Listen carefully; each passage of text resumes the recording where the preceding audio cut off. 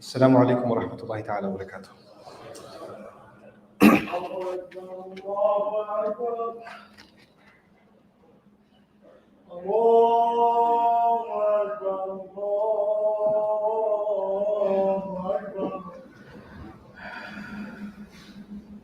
أشهد أن لا إله إلا الله أشهد أن لا إله إلا الله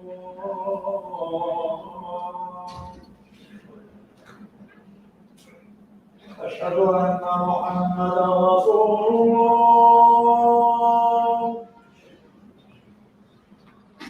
أشهد أن محمدا رسول الله حي على الصلاة حي على الصلاة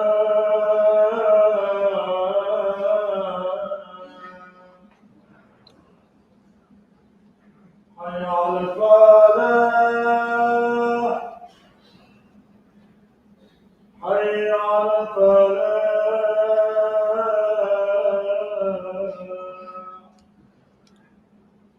الله أكبر الله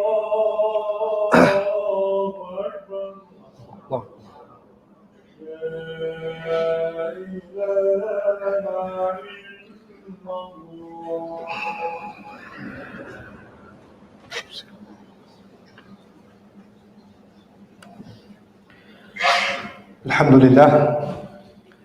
الحمد لله خالق الوجود من العدم، وجاعل النور من الظلم، ومخرج الصبر من الألم، فملقي التوبة على الندم، فنشكره على المصائب كما نشكره على النعم، ونصلي على رسوله الأكرم بالشرف الأشم والنور الأتم والكتاب المحكم وكمال النبيين والخاتم سيد ولد آدم، الذي بشر به عيسى بن مريم ودعا لبعثته إبراهيم عليه السلام حين كان يرفع قواعد بيت الله المحرم، فصلى الله عليه وسلم وعلى أتباعه خير الأمم الذين بارك الله بهم كافة الناس العرب منهم والعجم. فالحمد لله الذي لم يتخذ ولدا ولم يكن له شريك في الملك ولم يكن له ولي من الذل وكبره تكبيرا. والحمد لله الذي أنزل على عبده الكتاب ولم يجعل له عوجا. والحمد لله الذي نحمده ونستعينه ونستغفره ونؤمن به ونتوكل عليه، ونعوذ بالله من شرور أنفسنا ومن سيئات أعمالنا، من يهده الله فلا مضل له ومن يضلله فلا هادي له، ونشهد أن لا إله إلا الله وحده لا شريك له، ونشهد أن محمدًا عبد الله ورسوله أرسله الله تعالى بالهدى ودين الحق ليظهره على الدين كله وكفى بالله شهيدا. فصلى الله عليه وسلم تسليما كثيرا كثيرا. أما بعد، فإن أصدق الحديث كتاب الله، وخير الهدي هدي محمد صلى الله عليه وسلم، وإن شر الأمور محدثاتها، وإن كل محدثة بدعة، وكل بدعة ضلالة، وكل ضلالة في النار. قال سبحانه وتعالى في كتابه الكريم بعد أن أقول أعوذ بالله من الشيطان الرجيم: قال فرعون آمنتم به قبل أن آذن لكم إن هذا لمكر مكرتموه في المدينة لتخرجوا منها أهلها فسوف تعلمون لأقطعن أيديكم وأرجلكم من خلاف ثم لأصلبنكم أجمعين قالوا إنا إلى ربنا منقلبون وما تنقم منا إلا أن آمنا بآيات ربنا لما جاءتنا ربنا أفرغ علينا صبرا وتوفنا مسلمين. رب اشرح لي صدري ويسر لي أمري واحلل عقدة من لساني يفقه قولي. اللهم ثبتنا عند الموت بلا إله إلا الله، اللهم اجعلنا من الذين آمنوا وعملوا الصالحات وتواصوا بالحق وتواصوا بالصبر. آمين يا رب العالمين. Today's brief khutbah is going to be dedicated to as many ayat as I can cover from Surah Al-A'raf. This is the 7th surah of the Quran, for those of you who would like to refer to this for yourselves. I'm going to begin with ayah number 123. So once again, Surah Al-A'raf, ayah number 123 onwards. Allah Azza wa Jal describes the story of Musa alayhi salam in many places. And one of the most comprehensive places where all of the pieces of the story have been put together, because we find ajza in different places. But the Shamil version, where everything is all in one place, is one of the places is probably Surah Al-A'raf. It has the most detail. And the episode that I wish to speak to you about today, and the reminders that I wish to share with you, there's a couple of introductory comments I'll make. One about the time in the life of Musa alayhi salam that's being highlighted. Allah Azza wa Jal chose to tell us about the prophets very little. So we don't know the entire life story of Ibrahim alayhi salam. We know some episodes. We don't know what he was doing from 1 year to the next year to the next year, 1 month to the next month to the next month. We don't know. Allah didn't give us that information. The same way He didn't give us full information in every biographical detail about prophets like Musa alayhi salam. As I say often, and I repeat just to remind myself and all of you, when Allah does mention something, He's very selective. So He's not a historian, likes to include all the details possible, all the information possible to make their historical reference complete. But the Quran is clearly not interested in giving us a book of history. So Allah will take examples from history, but He will miss and deliberately skip many, many details just to highlight a few things. What that means is those few things are very necessary for human beings forever. They're not just lessons in history.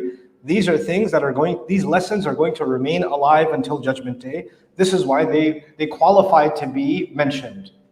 And this is the mindset every time you read any story in the Quran, or I recite any story in the Quran, this is the mindset we should have. Why did Allah include this?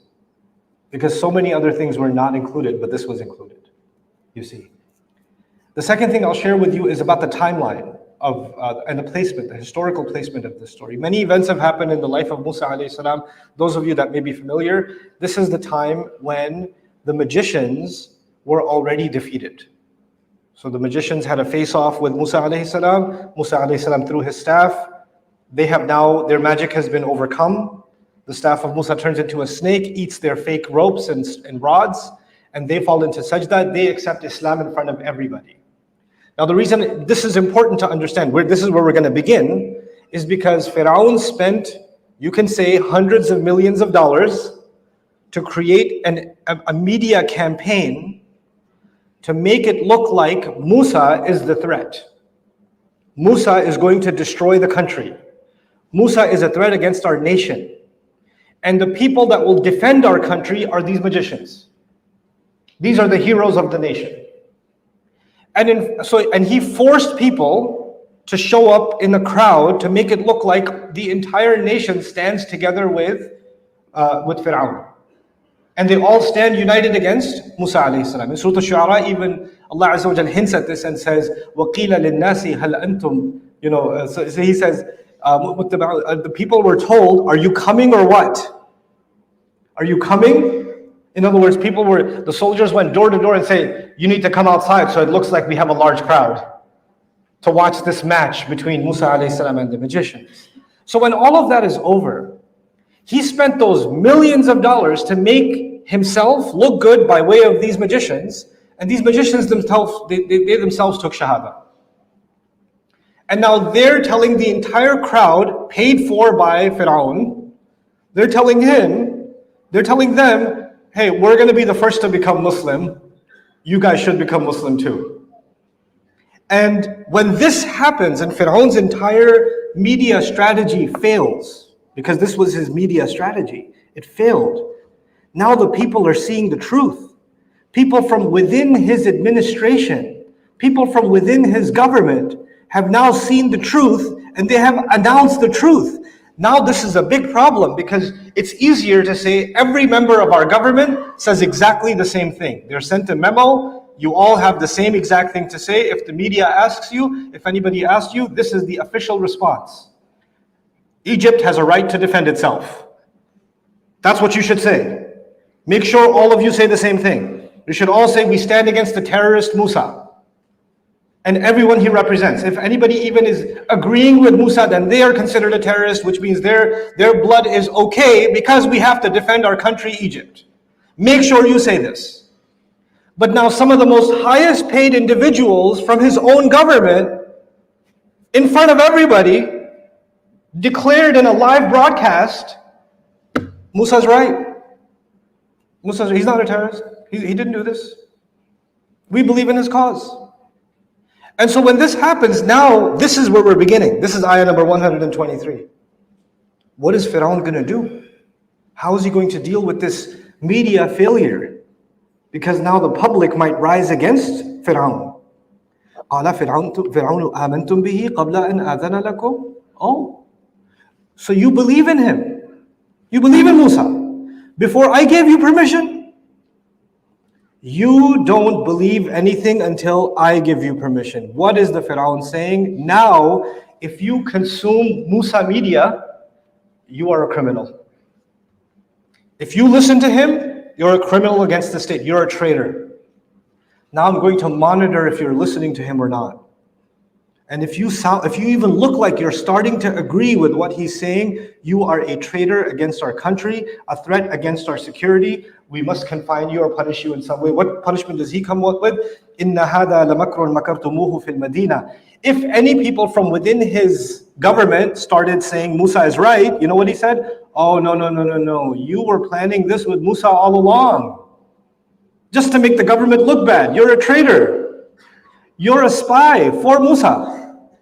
You're the problem within our government. So immediately he starts turning against his own people, his own government administration, and say, no, these were traitors. These were people that conspired with Musa.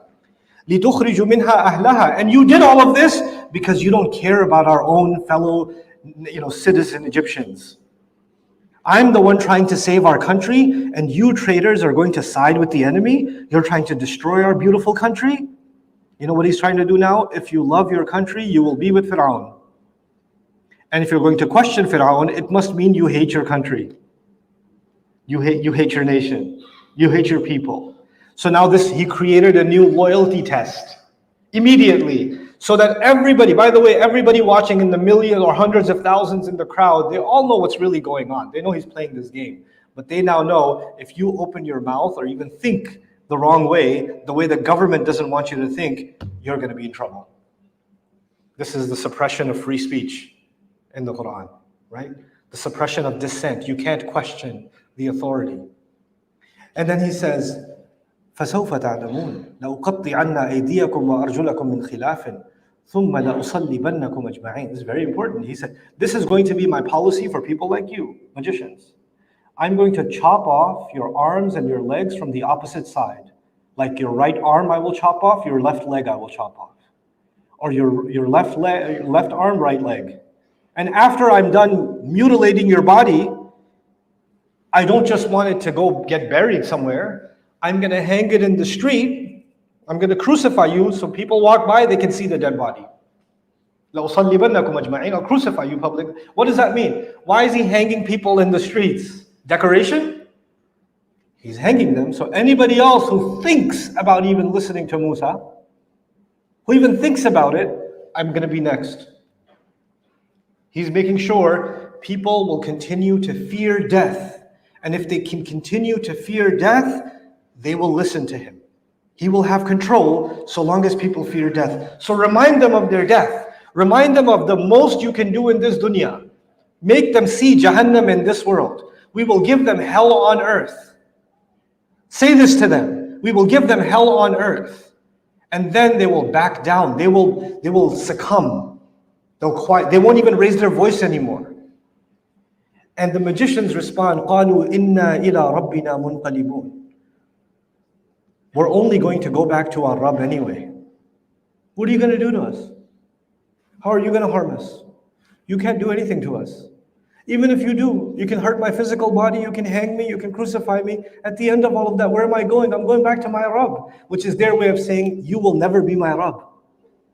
You will never own me. You can't own me. This is the defiance of the magicians that became Muslim. They became heroes of this ummah because the first thing they declared is, we don't fear death. And then they said openly, وَمَا تَنْقِمُ مِنَّا. And what is this anger that you have towards us? Why do you want this kind of revenge against us? إِلَّا أَنْ آمَنَّا بِآيَاتِ رَبِّنَا لَمَّا جَاءَتْنَا. The only crime we've apparently committed is we believe in the revelations that have come to us. The truth that has come to us. We accept the truth, the revealed truth. This is the real reason you hate us. This is the real reason you want us destroyed. رَبَّنَا أَفْرِغْ عَلَيْنَا صَبْرًا وَتَوَفَّنَا مُسْلِمِينَ. Our Master, pour sabr over us and give us death as Muslims. Look at this dua. تَوَفَّنَا مُسْلِمِينَ. Take us away as Muslims. They are already prepared to die. They've accepted it. Now the only concern is not if I'm going to die. Now the only question is, how am I going to die? The question has changed. Now their behavior is not dictated by, I don't want to die. Now their behavior is dictated by, I want to die doing the right thing. I want to die believing the right thing. I want to die in a state of Islam. How I want to die. The question about death has completely changed for them. The problem now is, even Fir'aun is starting to question, is this the right policy? Because there's a lot of public backlash. People are questioning what I'm doing. I'm about to, because this is in Al-A'raf, other places in the Quran. I've mentioned this in a previous khutbah. He was ready to commit genocide. Kill everybody. But he hadn't taken that step yet. He's thinking about it. What should be the media, what should be the strategy here? Because we need to do something militarily, but before we do something militarily successfully, we need to make sure we control the media too. And if the media gets out of control, we need to make sure how to rein it back in. You know, who's the troublemaker in the media? We need to let them know or figure out a way to solve that problem. He's still deliberating, but some people within his administration, there's two opposite groups. One group within his administration accepted Islam, like I just showed you. They were part of his government. There's another group inside his government. And they're like, no. We need an aggressive solution here. We need a real leader here. You need to press the red button. You need to kill as much as possible. This is the only solution. So within the government, those who accepted Islam, and within the government, those who say blood. We just want blood. That's all. This is the only solution. And they're both, now those are the two extremes, and there be silent ones in the middle. But here's what Allah tells us: وَقَالَ الْمَلَأُ مِنْ قَوْمِ فِرْعَوْنَ. The generals, the military commanders, because military commanders, the only solution they like is a military solution, right? So what did they start telling Fir'aun? They're his advisors. They say, أَتَذَرُ مُوسَى وَقَوْمَهُ. Oh, so you're going to just leave them? You're going to leave them alive? Musa and his people? لِتُفْسِدُوا فِي الْأَرْضِ. So they can keep creating more problems in the country? These people are a problem. You can't leave them alone. If you don't find a solution for this now, this problem will keep coming back. You're just going to let them keep doing that? They're the ones causing fasad. So what's the logic of the military commanders? The military commanders are saying, look, these people are too much trouble. The only solution is they all need to die. That's the only way you can solve this problem. Are you serious about solving the problem or not? Are we going to solve this problem once and for all or no? وَيَذَرَكَ وَآلِهَتَكَ قَالَ سَنُقَتِّلُ أَبْنَاءَهُمْ وَنَسْتَحْيِي نِسَاءَهُمْ وَإِنَّا فَوْقَهُمْ قَاهِرُونَ. And they said they're leaving you and they're leaving your religion. It's interesting. They didn't talk about the religion first. They talked about him first. They're going to question you. They might undermine your power. The government officials were telling their leader, Fir'aun, listen, if you don't kill them, it's going to make you look weak. Your presidency might be in trouble. You might get in trouble in the next elections. Don't look weak. This is not a good look for you. We need a strong leader. Not to mention, they also want to leave your religion, meaning they don't follow your way. So you know what? You need to have a solution. And he says, we will slaughter their children, let their women live. I've given the previous khutbah about this. And then we are dominant over them. Now, the real reason I wanted to share this khutbah with you is what was the response of Musa alayhi salam to this overwhelming campaign. I want you to understand something. Fir'aun was one of the most dominant military powers on the planet. And the Israelites were helpless people. They didn't have a standing army. They were living in an open air prison. They were encamped. They couldn't escape. They were basically just civilians. And the Fir'aun's army could go in and do whatever they want, whenever they want, however they want. And nobody can question them. This was the situation. So in this situation, Musa alayhi salam is supposed to give a khutbah to his fellow believers that are stuck inside that prison. What is he going to tell them? How is he going to address them? What's the solution for them? He says to them, alayhi salam, Ista'inu billahi wasbiru. Seek Allah's help. Continue to have sabr. وَإِنَّ الْأَرْضَ لِلَّهِ يُورِثُهَا مَنْ يَشَاءُ. The land, the earth belongs to Allah. He gives this land an inheritance to whoever He wants. مِنْ عِبَادِهِ, from among His slaves. وَالْعَاقِبَةُ لِلْمُتَّقِينَ. And the final end, the last laugh, the end victory can only be for people who have taqwa. That's it. That's all He gives them. But you know, there are some people in the audience that have strong iman. They hear this and they say, this is enough for us. Like the magicians, إِنَّا إِلَىٰ رَبِّنَا مُنْقَلِبُونَ تَوَفَّنَا مُسْلِمِينَ. It was enough for them. Other people said, come on, we're the ones getting killed here. You're going to give us khutbah about iman? Give us a real solution. This is not a real solution. This is just, oh, you're making us feel better. How do we get rid of this problem? So the next ayah is about the people. For them, when He said to them, the earth belongs to Allah. Allah has a plan for you. You need to not lose your iman. This is the most important asset. The most important, the most valuable treasure that the believer has is not the land, is not their life, it's actually their iman. And the magicians understood this because they said, the one thing we cannot afford to lose is our iman when we're dying. They understood this. But there are others who said the following. Listen to this ayah, and I'll conclude with this ayah. قالوا أوذينا من قبل أن تأتينا ومن بعد ما جئتنا. They said, before you came, they talked to Musa, his followers, some of his followers. They said, before you came, we were being tortured. After you came, we're being tortured. What good are you? How are you a solution? Because in their mind, if you're following Islam, if you're following the right religion, it should solve all your problems. Life should be good. Money should become easy. Health should become easy. Safety should become easy. You should become the superpower because you believe in Allah. Once you believe in Allah, you should have everything in dunya, the best of it. And you're supposed to be the prophet. You came. When you came, dunya should have become Jannah. How come you came and before you came, we were getting beat up by Fir'aun, and after you came, we're still getting beat up by Fir'aun? What good? What's your point? What's your purpose even? We don't see any difference. Whether you're there or you're not there. Now Musa alayhi salam could answer that question. Because that's what they said to him. When he gave him this khutbah, this is how they responded. Imagine a prophet of Allah giving a khutbah and some people in the Jumu'ah itself or whenever he gave this khutbah to them, they start talking back in the middle of the khutbah. So how does he respond to this criticism? He says something so scary, and I wanted to end with this, and I hope this is the thought that leaves me and you thinking for a while. What did Musa alayhi salam say to them? Listen to this. He said, "Asa rabbukum an yuhlika aduwakum." It's quite possible that Allah will destroy your enemy. It's very possible that Allah will destroy your enemy. The pharaohs and their dynasties lasted several centuries. And Allah ended the Fir'aun's reign in 1 minute in the water. For Allah, فَعَالٌ لِمَا يُرِيدُ. He can do what He wants, when He wants, how quickly He wants. This may be a big problem for me. This may be a big problem for someone else. This is not a big problem for Allah. وَذَلِكَ عَلَى اللَّهِ يَسِيرٌ. First thing He says is, it may be that Allah will destroy your enemy. First. Then He says, وَيَسْتَخْلِفَكُمْ فِي الْأَرْضِ. And once He destroys your enemy, He will give you power over the land. So your enemy is gone. Who's going to take over? You will take over. He'll make you powerful. So far, this sounds like I should give a takbir. Wow, the enemy will die. I will win. I will have power over the land. That's not where He ended. Then He said, فَيَنْظُرَ كَيْفَ تَعْمَلُونَ.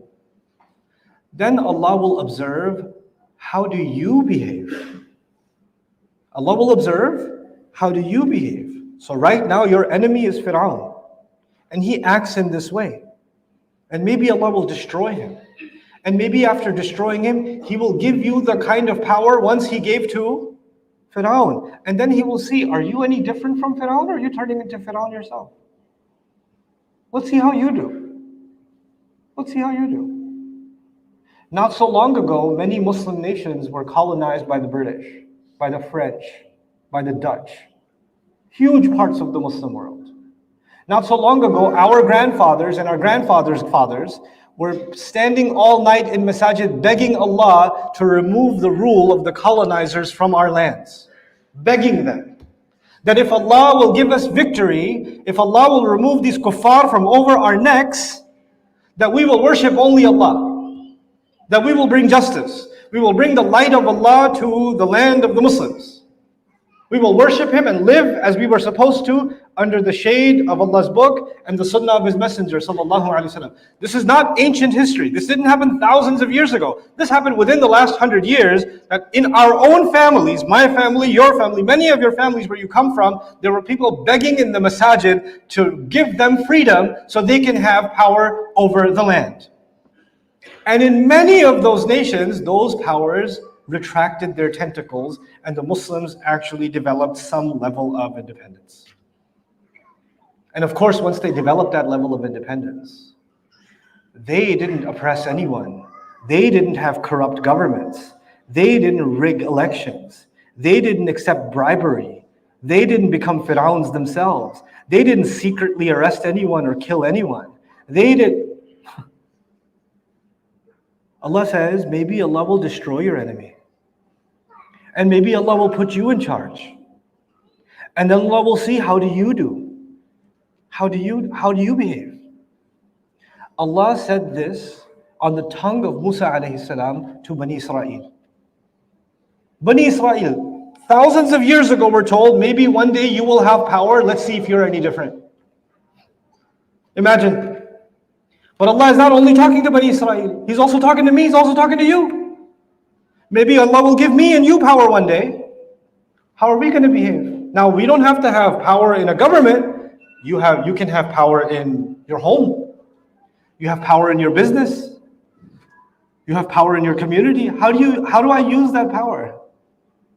How do I apply that power? Do I apply these principles? This is a scary question that Musa alayhi salam left with. By the way, what was their complaint? Oh, before you came, we had problems. After you came, we're being tortured. You know, he didn't even acknowledge that question because the people who ask that question don't even understand the fundamentals of Islam. They don't even understand it. They don't even need to be dignified with an answer. Why? Because before this, the real answer was, this life is very temporary. We're not here to live a luxurious life. We are here to pass a test. And the ultimate passing of that test is, tawaffana muslimin. Give us death as Muslims. This, وَلَا تَمُوتُنَّ إِلَّا وَأَنْتُمْ مُسْلِمُونَ. Allah gave us this warning directly too. Don't you dare let yourselves die except that you're in a state of Islam. May Allah subhanahu wa ta'ala give you and me the state of Islam in the moment of our death. And may Allah Azza wa Jal allow the tragedy of this ummah not only to be lifted, but lifted in a way that doesn't corrupt our iman, it only elevates our iman. And may Allah Azza wa Jal accept our shuhada, and may Allah Azza wa Jal grant them forgiveness and accept all of their du'as for this dunya and for the next life. May Allah Azza wa Jal also accept all of our ibadah and overlook and forgive our shortcomings and bless this community, bless our children, bless our families, and allow us to overcome the shayateen within us, the nufus within us, so we don't become Fir'aun even in our personal life. Barakallahu li wa lakum fil Qur'an al-Hakim wa nafa'ani wa iyyakum bil ayati wa dhikr al-Hakim.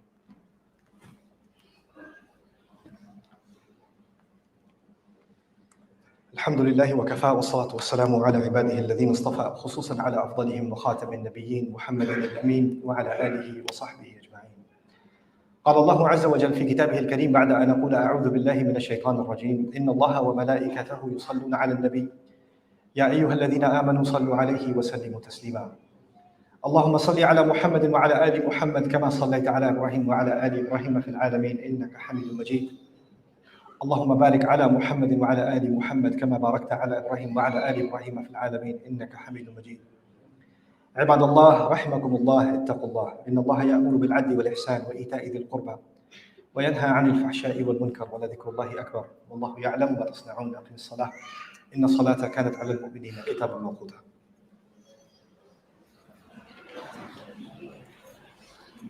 الله أكبر. أشهد أن لا إله إلا الله أشهد أن محمدا رسول الله. حي على الصلاة حي على الفلاح قد قامت الصلاة قد قامت الصلاة. الله أكبر الله أكبر لا إله إلا الله.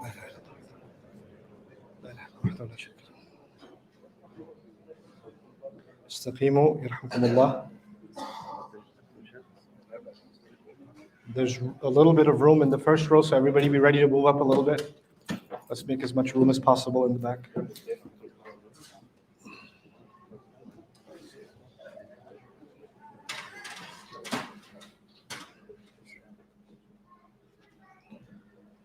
Allahu Akbar.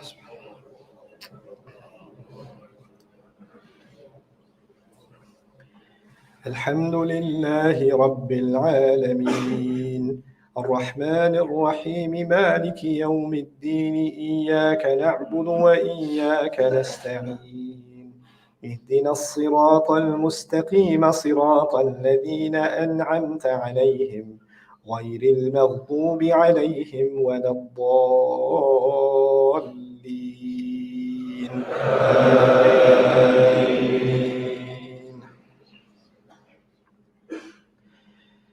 إن بطش ربك لشديد إنه هو يبدئ ويعيد وهو الغفور الودود ذو العرش المجيد فعال لما يريد هل أتاك حديث الجنود فرعون وثمود بل الذين كفروا في تكذيب والله من ورائهم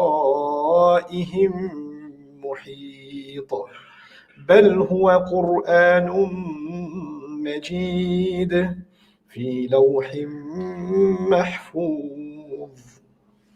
الله أكبر.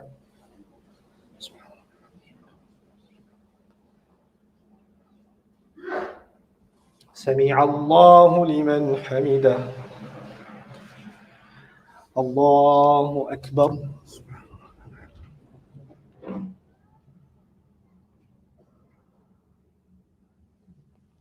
الله أكبر. الله أكبر.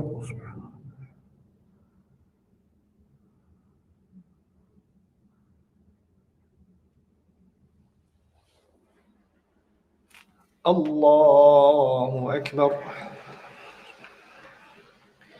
الحمد لله رب العالمين الرحمن الرحيم مالك يوم الدين إياك نعبد وإياك نستعين اهدنا الصراط المستقيم صراط الذين أنعمت عليهم غير المغضوب عليهم ولا الضالين آمين. والعصر إن الإنسان لفي خسر إلا الذين آمنوا وعملوا الصالحات وتواصوا بالحق وتواصوا بالصبر.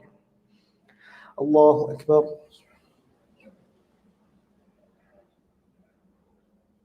سمع الله لمن حمده. الله أكبر.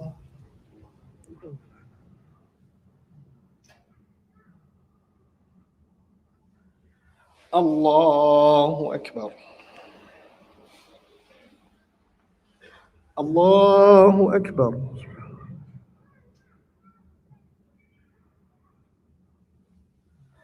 الله أكبر.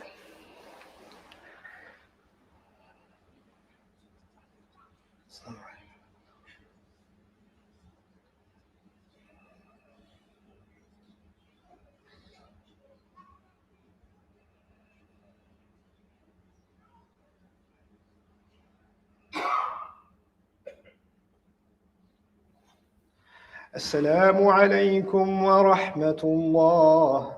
السلام عليكم ورحمة الله. لا إله إلا هو